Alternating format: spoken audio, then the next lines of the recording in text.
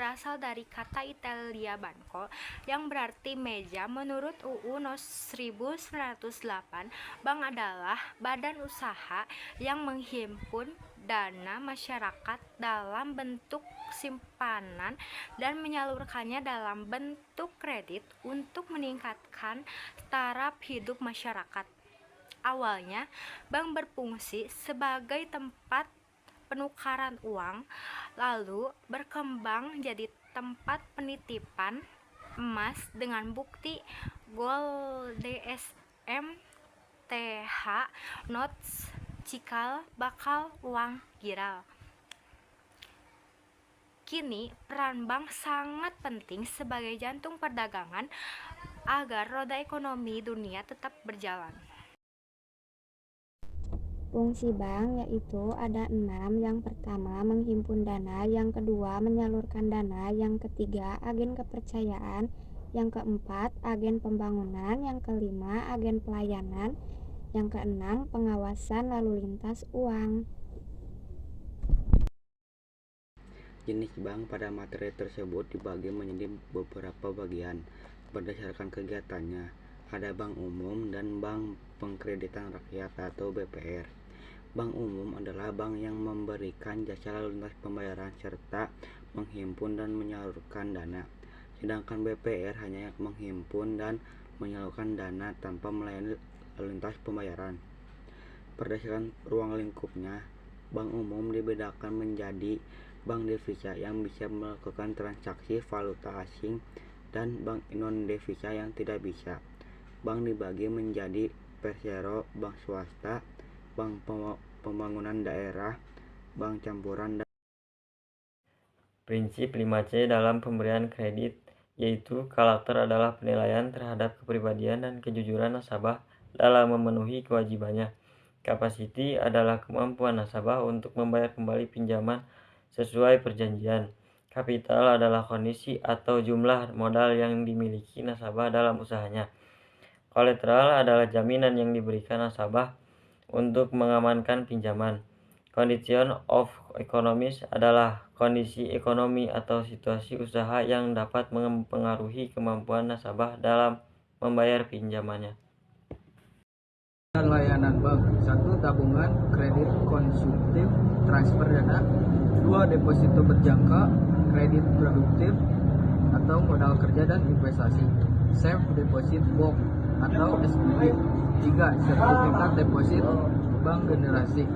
4. Giro inkaso, clearing, bekuran, kartu debit, kartu kredit, valuta asing, referensi bank, bank draft, letter of credit, travel, cuk, money charger. Lembaga keuangan non-bank (LNKB) atau lembaga keuangan bukan bank (LKBB) adalah badan usaha yang menyediakan jasa keuangan seperti pembiayaan, investasi, asuransi, atau pegadaian, tetapi tidak menghimpun dana secara langsung dalam tabungan, giro, atau deposito seperti bank konvensional. Lembaga ini beroperasi di bawah pengawasan Otoritas Jasa Keuangan (OJK) untuk mendukung stabilitas sistem keuangan. Fungsi dan peranan. Fungsi LKNB lebih menitik beratkan pada aspek operasional atau apa yang lembaga tersebut lakukan secara langsung. Fokus utamanya adalah menghimpun dana melalui instrumen khusus seperti polis asuransi atau iuran pensiun, menyalurkan pembiayaan untuk modal kerja maupun konsumsi, serta menyediakan layanan proteksi risiko dan fasilitas investasi bagi masyarakat. Singkatnya, fungsi adalah tugas teknis yang dijalankan oleh lembaga tersebut dalam kesehariannya sebagai penyedia jasa keuangan. Lembaga keuangan non-LNKB menyediakan keuangan tanpa menghimpun dana simpanan secara langsung. Jenisnya meliputi asuransi untuk proteksi risiko, penandaian untuk pinjaman jaminan barang, dan multifinance untuk pembiayaan kendaraan. Selain itu, terdapat dana pensiun untuk jaminan tua. pasar modal untuk investasi serta instance lending dan operasi untuk akses jaminan cepat. Prinsip utama lembaga keuangan non-bank LKNB adalah menghimpun dana melalui surat berharga dan menyalurkan untuk investasi atau pembayaran khusus. Operasionalnya berfokus pada kehati-hatian atau prudensial, tata kelola yang baik, independensi, akuntabilitas, dan transparansi, serta meningkatkan inklusi keuangan dan peran ekonomi masyarakat.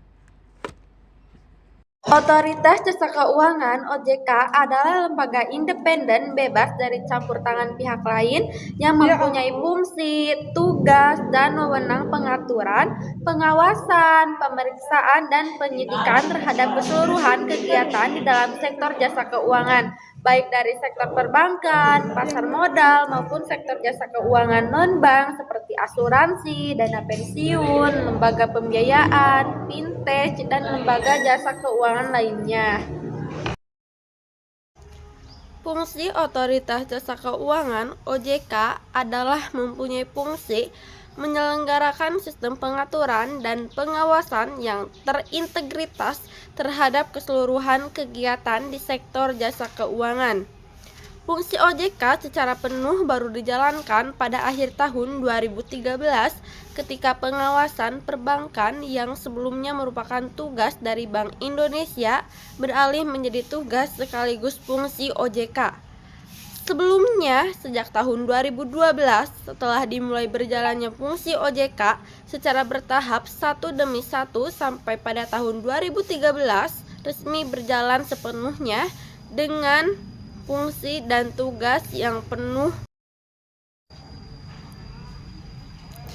Visi Otoritas Jasa Keuangan (OJK) adalah menjadi lembaga pengawasan industri jasa keuangan yang terpercaya, melindungi kepentingan konsumen dan masyarakat, dan mampu mewujudkan industri jasa keuangan menjadi pilar perekonomian nasional yang berdaya saing global serta dapat memajukan kesejahteraan umum.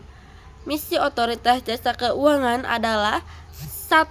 Mewujudkan terselenggaranya seluruh kegiatan di dalam sektor jasa keuangan secara teratur, adil, transparan, dan akuntabel. Yang kedua, mewujudkan sistem keuangan yang tumbuh secara berkelanjutan dan stabil. Yang ketiga, melindungi kepentingan konsumen dan masyarakat. Oke, lanjut cara kerja bank. Jadi gini, bank tuh dapat uang dari dua arah. Dari orang yang menabung dan dari orang yang meminjam. Bayangkan jika kalian nabung di bank dengan tujuan mendapat untung seperti deposito, bank akan berjanji mengembalikannya.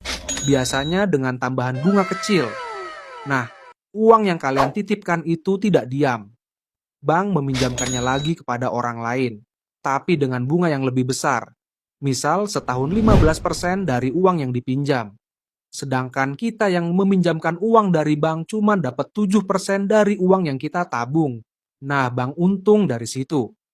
Kenyataannya, jika uang kalian besar, bank akan makin untung. Dan berlaku juga untuk orang yang meminjam dengan jumlah yang besar, seperti KPR rumah dan lain-lain. Dari selisih bunga inilah bank mendapatkan keuntungan. Jadi peran bank itu seperti penghubung yang mengelola aliran uang agar terus berputar di dalam ekonomi. Namun yang menarik, bank tidak benar-benar menyimpan seluruh uang nasabahnya secara fisik. Mereka hanya menyimpan sebagian kecil saja sebagai cadangan, sementara sisanya digunakan untuk kegiatan pinjaman dan investasi. Sistem ini disebut fractional reserve banking. Artinya, uang yang beredar di dunia tidak semuanya benar-benar ada dalam bentuk fisik. Sebagian besar hanyalah angka di sistem digital, yang nilainya bertahan karena adanya kepercayaan terhadap sistem perbankan itu sendiri. Oke, lanjut lagi. Kita bahas rahasia yang gak banyak orang tahu tentang cara kerja bank. Pertama, uang itu baru bisa tercipta lewat pinjaman. Setiap kali seseorang meminjam uang dari bank, sistem mencatat itu sebagai uang yang beredar. Padahal uang fisiknya belum tentu ada, hanya tercatat di komputer. Jadi secara teknis, bank menciptakan uang lewat angka. Kedua, kalau semua orang menarik uangnya bersamaan, sistem bisa runtuh. Kenapa? Karena uang fisik yang benar-benar disimpan cuma sebagian kecil. Inilah yang disebut bank run, dan ini pernah bikin banyak bank besar kolaps di masa lalu.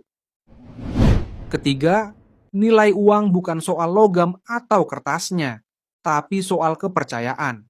Kalian percaya uang itu bisa ditukar barang, dan orang lain juga percaya hal yang sama.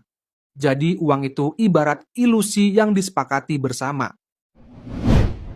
Dan terakhir, yang paling gila, seluruh ekonomi modern berdiri di atas kepercayaan itu. Kalau suatu hari orang berhenti percaya pada sistem ini, ya, semua uang hanya angka di layar yang nggak ada artinya. Nah, jadi sekarang kalian udah tahu kan, bank nggak sesederhana tempat nyimpen uang. Di baliknya, ada sistem yang gede banget dan ngatur cara dunia berputar. Kalau kalian pengen bahasan yang lain, tulis aja di kolom komentar. Dan jangan lupa klik like dan subscribe. Topik apa yang kalian pengen si kucing bahas selanjutnya? Kalian tahu nggak? Sebenarnya bank itu nggak punya duit kita. Jadi duit yang lo simpen sebagian besar udah nggak ada di sana.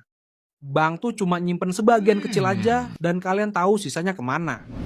Yap, sisa duit kita. Mereka pinjemin lagi ke orang lain.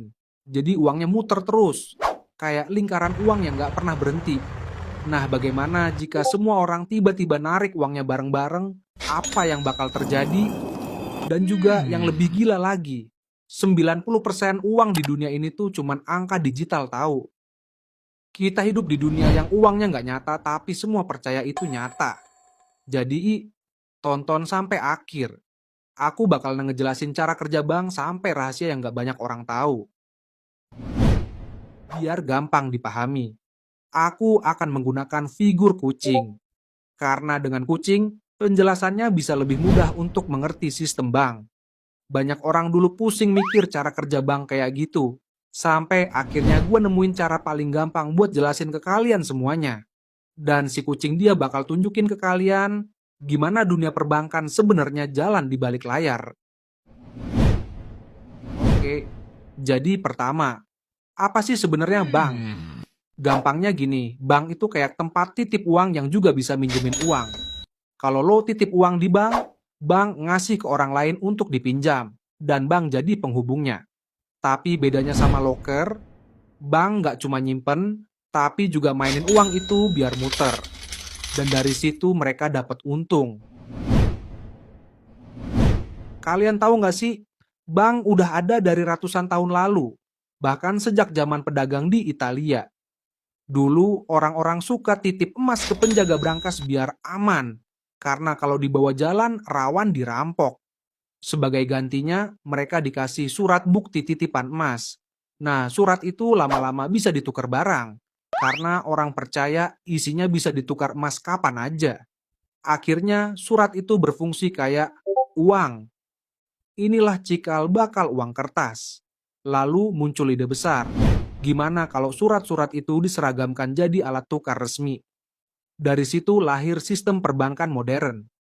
Awalnya, setiap uang kertas di backing sama emas, yang artinya kalian bisa tuker $1 dengan emas seberat tertentu. Tapi makin kesini, emasnya nggak cukup buat nutup semua uang yang beredar. Akhirnya sistem itu ditinggalkan, dan sekarang uang kita cuma bernilai karena kepercayaan. Selama orang masih percaya sama pemerintah dan sistem bank, uang itu tetap dianggap berharga. Jadi bisa dibilang ekonomi modern berdiri di atas satu hal, percaya.